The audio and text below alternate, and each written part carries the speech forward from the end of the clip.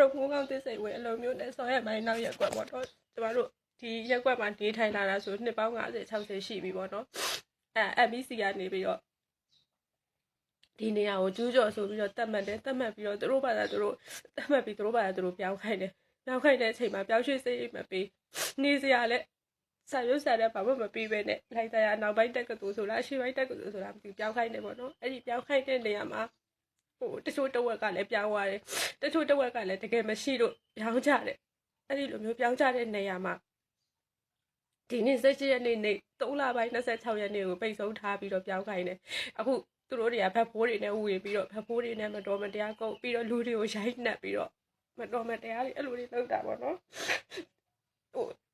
တကယ်တည်းသူတို့ပေးချင်တယ်လုပ်ချင်တယ်ဆိုလို့ရှိရင်နေရာအစားပြန်ပေးတာဆိုလို့ရှိရင်ခိုင်လုံနဲ့ပေးစီချင်တယ်ဒီခိုင်လုံမှုလေးတောင်းတဲ့ဟာကိုခိုင်လုံမှုလည်းမပေးဘူးကိုယ်စိတ်နဲ့ကိုပြောင်းပြီးတော့အခုရိုက်နှက်ထိုးကြိတ်ပြီးတော့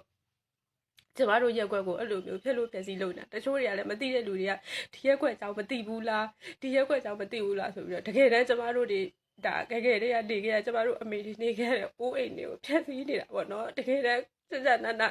တဲ့ဝင်တဲ့မလုပ်ပဲတဲ့လူတွေကိုပေါက်လို့ပဲစားသူများအိုးအိမ်တွေဖျက်လို့ဖျက်ဆီးလုပ်တာပေါ့နော်တကယ်တမ်းတာဝန်ရှိတဲ့သူတွေဒီတိုင်းပဲကြည်နေတော့မှလားနော်တကယ်တမ်းပြည်သူပြည်သားတွေတကယ်ဒုက္ခရောက်နေတာနော်ဒါကိုအစိုးရဒီတိုင်းလက်ပိုက်ကြည့်နေမှလားတကယ်တမ်းတဲ့ဝင်စစ်ဆေးပြီးတော့နော်စစ်ဆေးစေချင်တယ်ဘယ်တော့မှပြည်သူပြည်သားတွေကနိုင်ငံတော်မဟုတ်တာမလုပ်ဘူးနော်ဒီလောက်အိုးအိမ်တွေပြည့်စည်ပြီးဒီလိုမျိုးလုပ်နေတာကိုအကုန်လုံးကဒီတိုင်းပဲဝိုင်းကြည့်နေတော့မှလားနော်ကိုယ်နိုင်ငံမှာနေကိုယ်နိုင်ငံမှာမွေးပြီးတော့နေစရာမရှိတဲ့ဘဝတွေရောက်နေကြတာတူးနဲ့တင်အများကြီးပါအခုလည်းကျွန်တော်တို့ရက်ွက်ကိုထိတ်တွေရှေ့တွေပိတ်နောက်တွေပိတ်ပြီးတော့အကုန်လုံးဘာလို့စားနဲ့ထိုးတယ်ပြောင်းစရာမရှိနေစရာမရှိလို့ပြောင်းရွှေ့စိတ်လည်းမပေးဘူးနေတဲ့နေရာပေးပြန်တော့လည်းဘာမှမခိုင်လုံဘူးဒီလိုပဲနောက်တစ်နှစ်မှာအဲ့ဒီနေရာကိုထပ်ပြီးတော့ထိုးမယ်ဆိုရင်ရောဘယ်သူကအာမခံပြီးမှလဲအဲ့ဒါအခုကျွန်တော်တို့ရက်ွက်တွေကိုအစောကြီးဝင်ပြီးတော့ရက်ွက်အုပ်ချုပ်ရေးမှုအပြည့်ကိုပထုတ်ပြီးတော့အခု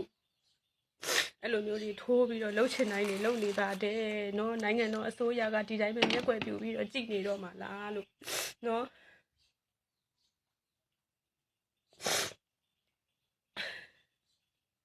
အားလုံးပဲသိတဲ့နားလဲနေသူများ